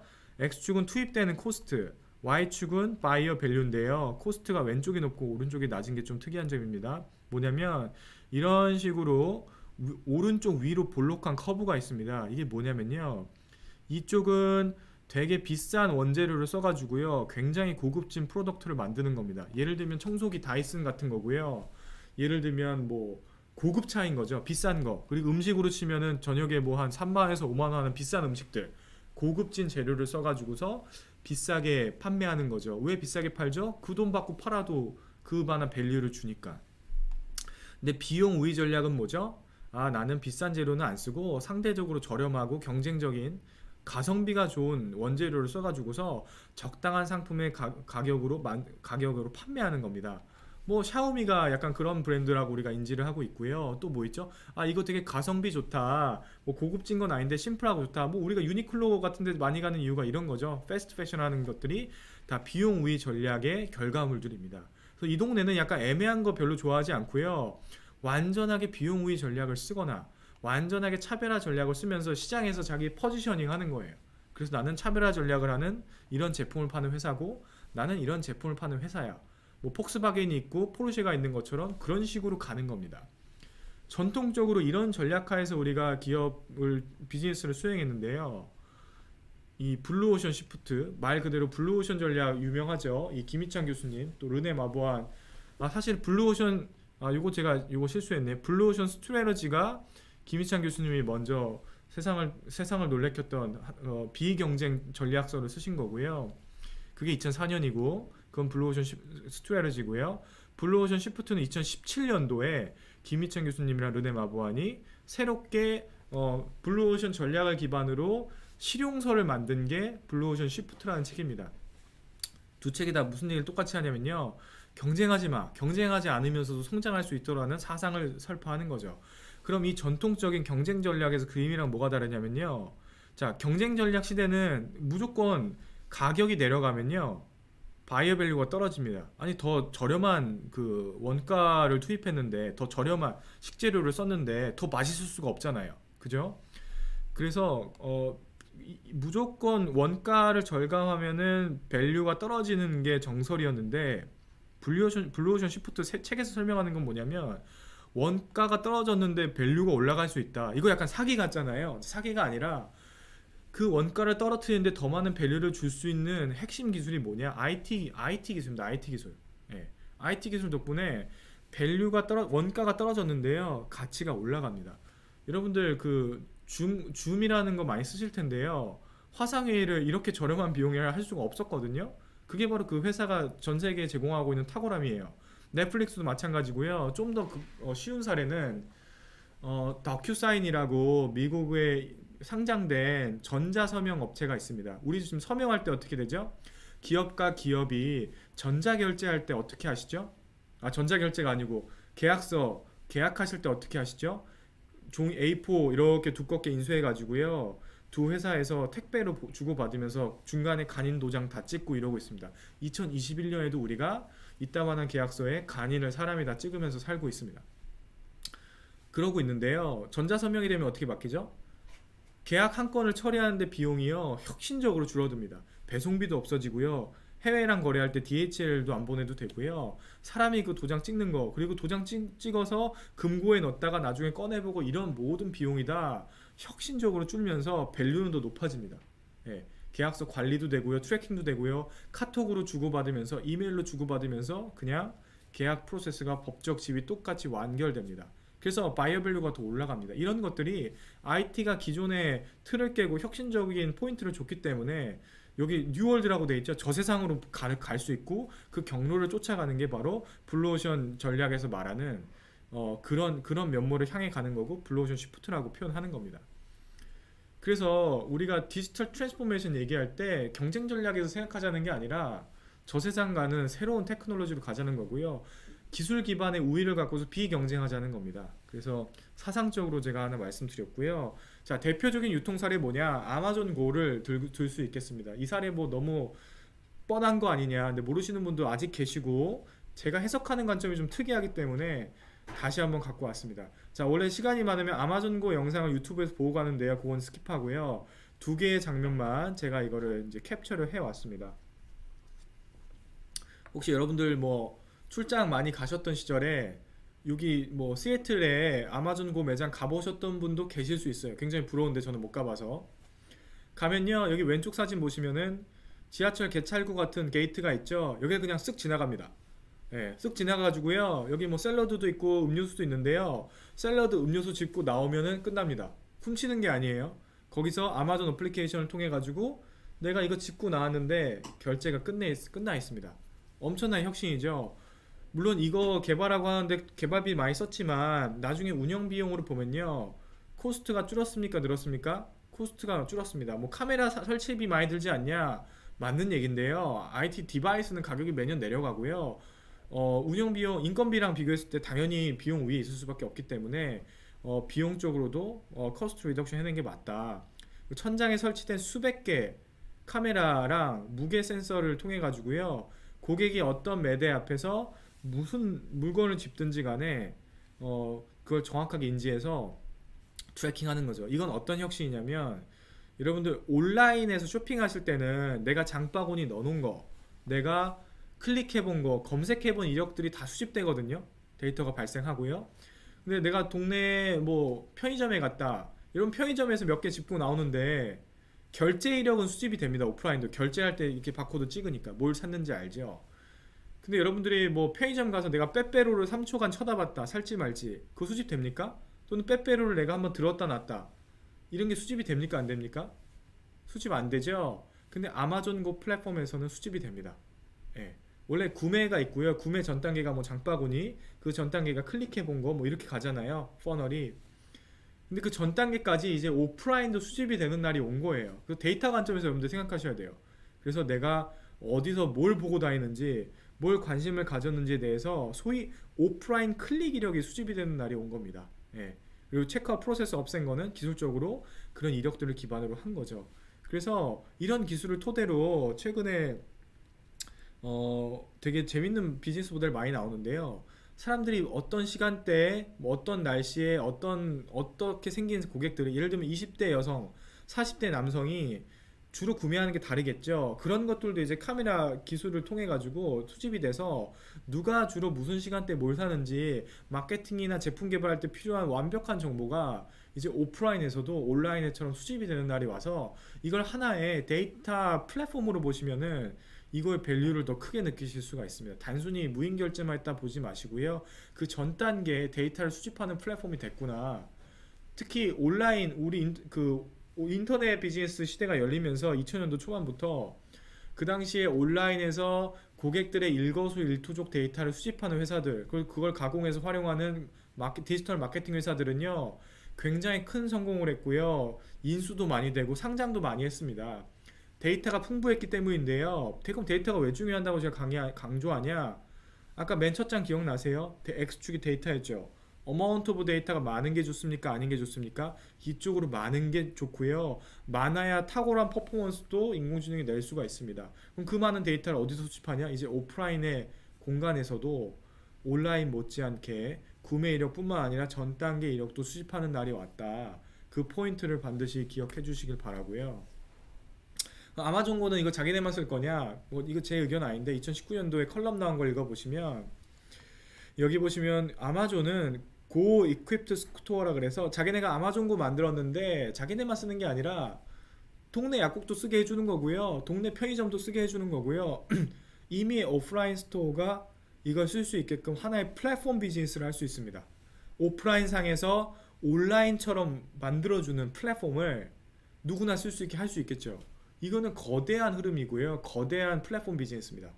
만약에 이 아마존 AWS가 전 세계 인프라를 무슨 기업이 그 비즈니스를 하시든 AWS를 많이 쓰는 것처럼 오프라인에서 무슨 유통을 하든지 간에 아마존 고를 쓸 수 있는 날이 올 수도 있겠죠. 약국 이거 언제 만들겠습니까? 이거 만드는데 R&D 비용 너무 높잖아요. 그냥 로열티 내고 쓰겠죠. 아니면 여기서 결제되는 거에 신용카드 수수료처럼 받을 수도 있겠죠. 간편 결제 붙여가지고. 그런 식의 비즈니스 모델은 이쪽에서 고민할 건데 중요한 건 뭐다? 이런 플랫폼이 오프라인에서도 덮을 수가 있다. 그리고 나중에 이런 플랫폼 대 플랫폼 전쟁을 또 하겠죠. 그런 날이 올 수 있다는 것들을 기억을 해주시면 좋을 것 같습니다. 그래서 데이터 수집과 분석과 서비스 관점에서 이거 문제가 정리한 거니까 나중에 자료 통해서 확인도 하시면 좋을 것 같습니다. 그 다음 사례는 제가 직접 해봤던 비즈니스예요. 아까 레코벨이라는 이제 회사를 창업해서 비즈니스를 했었고요. 그 레코벨에서 이제 그 레코멘데이션 추천 쪽 비즈니스를 했던 분들이 다시 이제 재창업을 해서 아이겐 코리아라는 이름으로 온오프라인 개인화 추천 서비스를 국내에서 많이 하고 있습니다. 이 회사가 이제 대표적으로 작년에 좀 어떤 재밌는 걸 했는지 제가 좀 혁신 사례를 좀 챙겨왔는데요. 아까 아마존고 방금 말씀드렸으니까 재밌는 거 오프라인부터 제가 설명드릴게요. 올리브영, CJ 올리브영이 있는데 개인별로 온라인에서도 물건을 사고요. CJ 올리브영 온라인 사이트도 있기 때문에 오프라인도 매장이 더 많죠. 여러분도 오프라인 매장 많이 가실 거예요. 뭐 아모레퍼시픽의 수많은 화장품 매장도 온라인도 있고 뭐 이니스프리 매장 굉장히 많죠. 다 같은 얘기입니다. 온오프라인 구매 이력을 양쪽에서 다 수집할 수 있습니다. 예. 온라인은 당연히 되고 오프라인도 아까 저런 식으로 수집이 되겠죠. 그럼 뭘 할 수 있냐면요. 심지어 이 고객이 좋아하는 패턴 그리고 이 고객이 어떤 거에 관심이 있는지 아까 제가 스타벅스 커피 코리아도 말씀드렸다시피 그 시간과 그 지역에서 고객이 사 먹고 하는 패턴이 다 다르거든요. 항상 아메리카노만 먹는 게 아니고요. 올리브영도 마찬가지고 이니스프리도 마찬가지입니다. 그래서 이런 식으로 매장을 추천하는 것도 가능합니다. 예를 들면 그 할리스 커피도 이 회사에서 프로젝트를 했는데요. 매장 추천하는 것도 굉장히 중요합니다. 고객의 경험을 다양하게 넓히는 게 되게 중요하고 저도 같이 리서치를 좀 했는데 이런 IT 솔루션을 그 추천 솔루션을 통해서요. 고객의 경험을 넓혀줄 수가 있습니다. 맨날 이런 음료만 먹던 사람한테 이런 음료도 좀 먹어보세요. 이런 사이드 메뉴도 먹어보세요. 그리고 동일한 매장에서 그 제품에 대한 경험만 확대하는 게 아니라 매장 경험 자체를 늘려줄 수도 있습니다. 이 매장 맨날 가시는데 저기 한 1.2km 가시면 저 매장도 동선에 있으신 것 같은데 한번 가보세요. 거기는 이런 게 강점입니다. 그리고 거기는 이런 신메뉴가 있고요. 그래서 매장을 경험하게 할 때도 마케팅 비용 쓸 수 있고요. 매장 내에서 동일한 음료 프로모션 할 때도 마케팅 비용 쓸 수 있는데 어떤 게 이 고객을 더 장기적으로 유지하는 데 중요하냐, 고객의 객단가를 올리는데 뭐가 더 중요한지도 기계가 다 데이터를 분석해서 이런 식으로 매장도 추천할 수 있고 그 매장에서 새로운 메뉴 경험하게 할 거냐 말 거냐 그런 것들을 자동으로 해서 특히 이런 프랜차이저들은 이런 F&B 사업하시는 분들이 이런 전략을 탁월하게 쓰시면 고객 지표가 개선되고 올라가기 때문에 이게 이제 이런 플랫폼이 있으면 할 수 있다라는 것들을 좋은 혁신 사례이기 때문에 말씀드렸고요. 그리고 요즘에 뭐 Explainable AI라 그래서 AI가 이런 이제 서비스 같은 걸 제공을 하는데 그거를 왜 나한테 이 상품을 추천했는지 설명하는 게 되게 중요합니다. 그래서 추천 영역에서도 Explainable AI 주제로 가가지고요. 설명해 주는 거예요. 왜 당신한테 이 제품을 추천했는지. 보시면 이게 이제 키워드 분석 다 잘하는 거 아시죠? AI가. 그래서 어떤 제품을 추천하기로 알고리즘을 통해서 결정이 됐는데 그, 그 상품에 대해서 다른 고객들이 막 상품평도 쓰고 후기도 남기고 별점도 주고 했던 게 있잖아요. 그 자기가 썼던 모든 단어라든지 표현 같은 것들 다 해서 뭐 예를 들면 이런 거예요.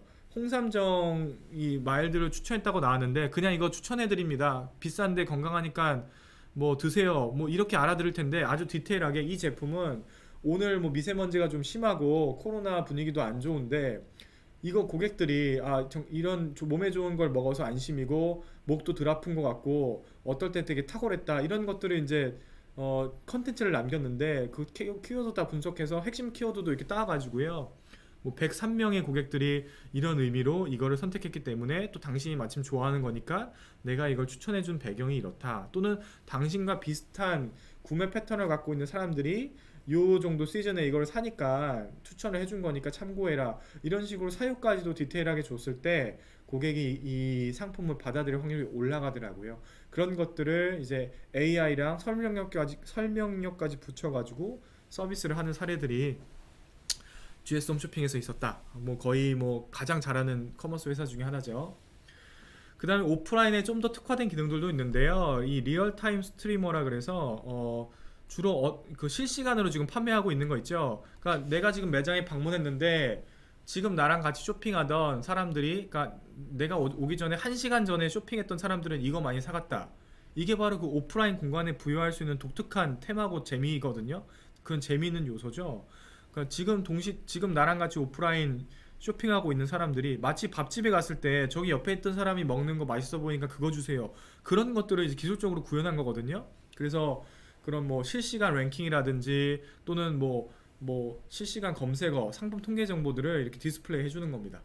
이런 것들이 또 온라인에서 지금 판매가 잘 되고 있는 온라인의 유통 정보가 있는데 그걸 오프라인으로 바로 갖고 올 수 있는 브릿지 역할을 하는 거죠. 그래서 내가 오프라인 매장에서 사더라도 온라인 베스트 상품을 챙겨주는 게 되게 중요할 거고 그걸 하는 그 가운데서도 뭐 제가 30대 남자면 30대 남자가 이 동네에서 많이 사고 있는 거 이런 것들이 나오지 않겠습니까? 그런 정보 자체가 레퍼런스 밸류가 있기 때문에 그런 것들을 주는 거죠. 우리가 네이버 실시간 검색어에 관심 있는 것처럼 그런 랭킹 정보가 중요하고 사람들을 그 동기를 줄 수 있거든요.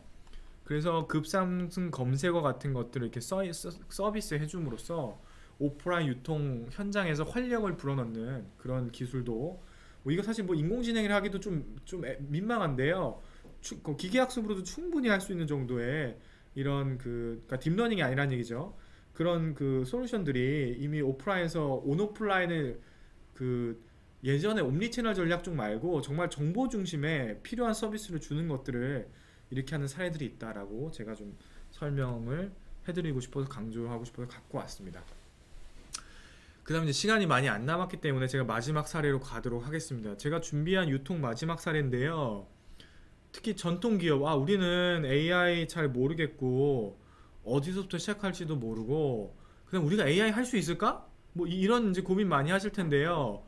그런 분들이 반드시 기억해 주시고 이렇게 그런 같은 고민을 했던 회사가 여기까지 왔다. 그리고 이게 드라마틱한 게 여러분 그 레드오션 오래된 산업에서 2위가 1위 하는 게 더 어려운 거 아시죠? 차라리 새로운 시장에서 창업해서 독보적인 1위 하는 게 더 쉽지 오래된 경쟁하는 시장에서 2위가 1위 하는 거 정말 어렵습니다. 얼마나 어려운지 여러분 아시죠? 도미노 피자가 미국 도미노가 그걸 해냈고요. 애니웨어이라는 이름도 재밌죠? 언제 어디서든 주문할 수 있습니다라는 애니웨어이라는 플랫폼을 만들었습니다. 여러분 잘 생각해 보세요. 피자를 판매하는 회사인데요. 피자 원래 먹으려면 어떻게 하죠? 오프라인 매장에 찾아가거나 아니면 전화 주문이죠. 다 오프라인 베이스의 활동이에요. 내가 직접 피자를 먹고 싶어서 방문하거나 전화로 배달하거나 전체 매출의 100%가 오프라인 매출인 회사였습니다. 근데 이제 온라인 인터넷이 생기고 사람들이 온라인 주문하면서 뭐 조금 정도 자기네 마켓 쉐어, 자기네 매출의 일부 정도가 온라인 거래로 왔겠죠. 근데 이 회사는 대표이사가 이 시대적 방향성을 명확하게 감지하고요. 개발 인력도 몇백 명을 채용해서 앞으로의 도미노 피자는 피자 회사가 아니라 IT 회사처럼 간다. 최첨단 그러니까 주문에 가장 편리한 주문 편의성 시설 그 인프라를 만들어서 전체 매출에서 온라인 주문이 차지하는 비중이 과반을 넘어야 된다. 지금 60% 이상 넘습니다. 피자 회사가 IT 회사로 탈바꿈하게 되는 그 상황이고요. 얼마나 탁월하게 만들었는지 제가 이 링크를 통해서 보여드리도록 하겠습니다. 자, 보시면 구글 홈 음성 인식 스피커로 대한민국에서 피자 주문 해보신 적 있으십니까? 여러분 경험 있으세요? 제가 질문 조금 이따 같이 생각해 볼게요. 한국에서 아직 음성인식 스피커로 피자 배달 못합니다. 미국 도미노 피자는 그걸 합니다. 배달의 민족이나 쿠팡이츠보다 훨씬 더 탁월한 수준의 인프라를 만든 거고요. 알렉사랑 구글홈 미국에서 피자 주문 되고요. 여러분 슬랙 개발하시는 분들 더 놀라실 텐데 슬랙이라는 메신저에서 피자 주문 됩니다. 메신저도 되고요. 트위터도 되고요. 그 조그마한 스마트워치에서도 도미노 피자 주문할 수 있는 거 다 만들어놨어요. 집에서 TV 보다가 스마트 TV에서 도미노 피자 주문할 수 있습니다. 자동차에서 도미노 피자 주문할 수 있습니다. 가장 뛰어나고 혁신적인 건 이 문자인데요. 문자 메시지로 피자 주문하는 걸 보여드리겠습니다. 피자 이모티콘 눌렀죠. 주문 완료됐습니다. 이제 배달만 기다리면 됩니다. 이 편의성이 얼마나 극강인 줄 아시겠죠? 물론 이건 사전에 이 텍스트로 내가 이 피자 이모티콘 찍으면 내가 맨날 먹는 이 피자 또는 내가 즐겨 먹는 피자를 알아서 우리 집으로 배송해줘라고 이미 다 정보를 입력해 놓고 이 구독 서비스를 해놓은 거기 때문에 가능하긴 한데요. 여러분 이모티콘 보냈는데 피자 오는 게 놀랍지 않습니까?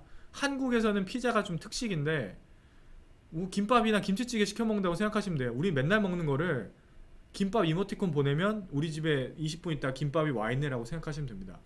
이 정도로 음성인식 스피커에서 스마트워치에서 모든 디바이스까지 주문이 가능한 지구 최상의 컨디션을 편의성을 주는 주문 플랫폼을 피자 회사가 스스로 만든 겁니다. 에이전시 외주 준 게 아니에요. 한국으로 치면은 삼성, SDS, LG, CS 외주줘서 만든 게 아니라 뭐 외주도 좋겠죠. 근데 자체 개발한 거예요. 인력을 몇백 명 뽑으면서 게임 회사처럼 IT 회사처럼 탈바꿈 하는 겁니다. 쿠팡에도 뭐 개발자 굉장히 많다고 하잖아요.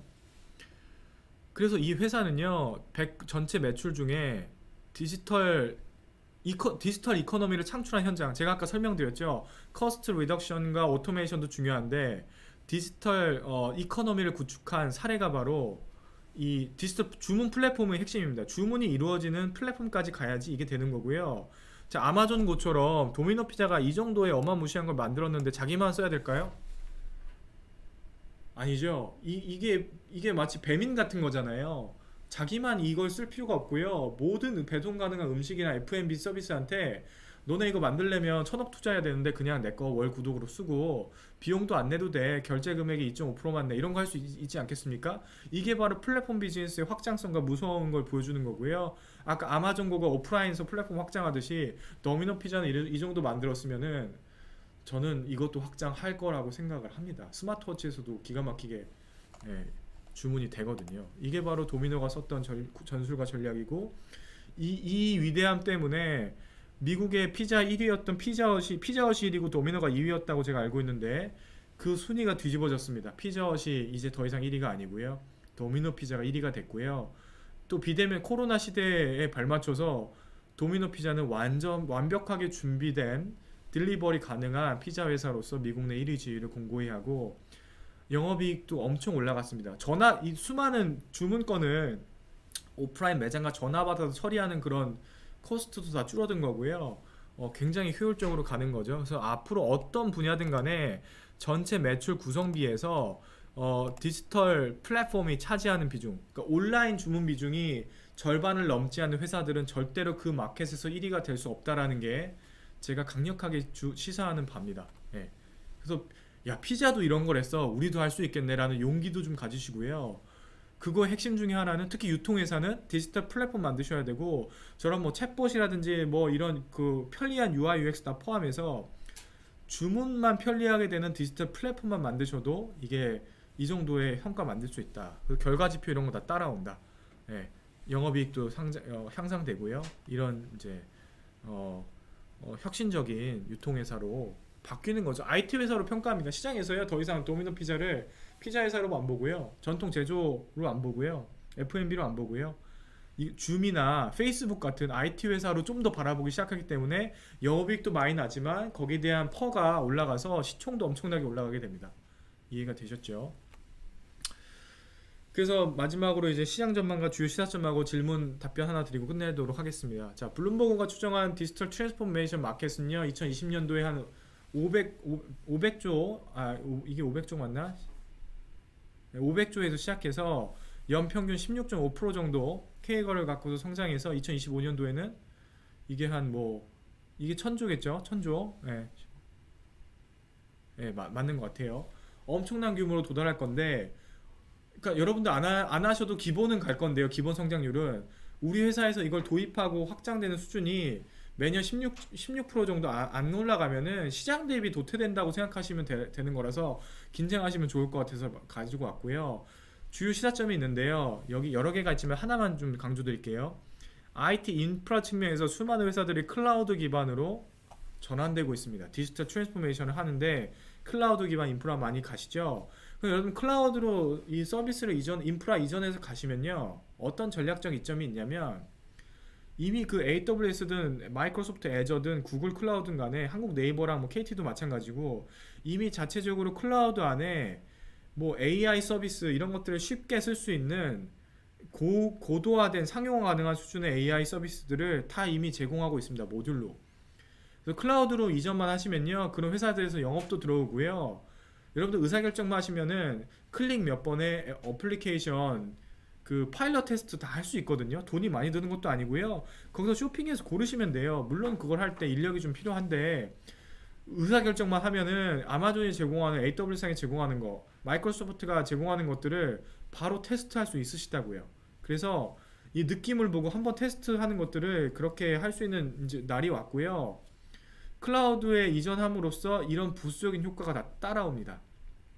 그런 것들이 여러분들이 너무 어렵게 생각하지 마시고 조금만 관심을 갖고 찾아보게 하면요 이거 됩니다. 제가 지금 그 아난티라는 국내에서 골프 리조트 하고 있는 전통 산업이죠. 오프라인이고 하고 거기 이제 제가 사회이사를 올해부터 하고 있어서 더 잘 알고 있는 사례인데 이 회사에서 첨단 AI 쓸 일이 없을 거 아니에요. 관심도 없고 잘 모르기도 하고 근데 클라우드 서버를 약간 이전해 놓고서 최첨단 비즈니스 할 게 있어서 특정 태스크에 대해서 이거 AI 한번 테스트 해보자라고 했을 때 IT 전략실에서 IT 그 개발실에서 이걸 해냅니다. 이걸 처음 써보시는데요. 제가 그냥 AWS 쓰는 거 구글에서 제공하고 있는 모듈 몇 개 테스트 해보세요. 진짜 그 API 테스트하는 거 어렵지 않거든요. 그래서 이런 데이터로 이런 분석이 되고 이런 결과가 나오네를 바로 파일럿을 해볼 수가 있습니다. 그래서 현장에서 제가 직접 해보고 말씀드리는 거니까 너무 어렵게 생각하지 마시고 클라우드 인프라로 전환하셨으면 거기서 진짜 파이프라인이 한 번만 하시면 되니까 인공지능 어렵게 생각하지 마시고 근데 인공지능을 쓰는 게 중요한 게 아니라 여러분들이 어떤 태스크를 풀 거냐를 정의하시는 게 먼저 중요하고 그 태스크를 해결하는 방법론으로서 인공지능이라는 것들을 친숙하게 좀 해보시라. 그거를 제가 강조하고 싶어서 이렇게 좀 마지막 시사점으로 가지고 왔습니다. 그래서 우리 박은일님께서 두 번이나 커멘트 주셔서 제가 굉장히 감사하고요. 그 디지털 뭐 트윈 구축 사례나 조언을 부탁한다고 했는데 결국에 그 똑같은 얘기 같습니다.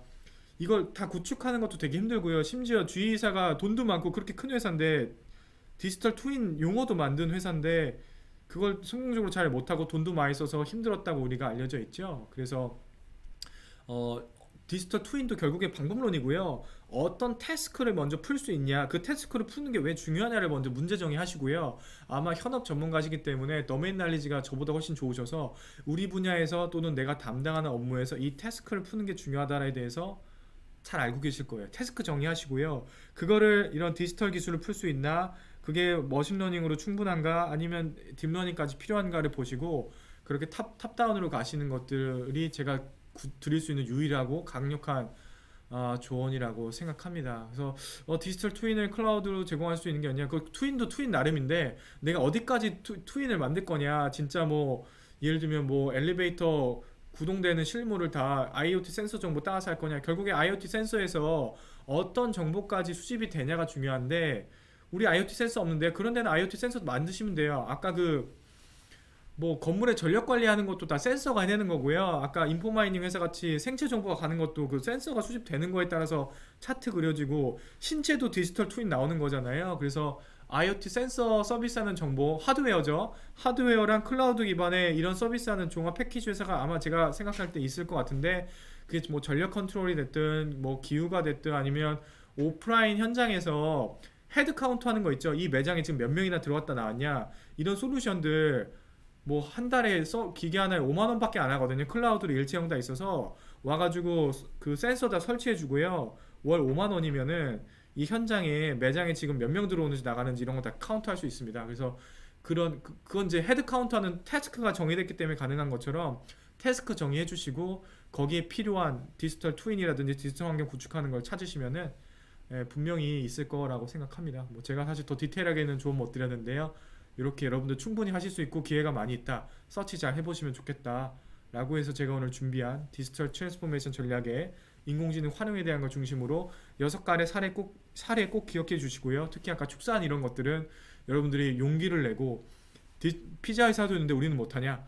여러분들 회사도 반드시 드라마틱한 멋진 성공 사례가 나와서 제가 내년에 발표할 때는 여러분들 사례를 갖고서 발표한 날이 오기를 바라면서 이만 강의를 마치도록 하겠습니다. 오전에 대단히 고생 많으셨고요. 오늘 하루 재밌고 즐거운 하루 되시길 바라겠습니다. 고맙습니다.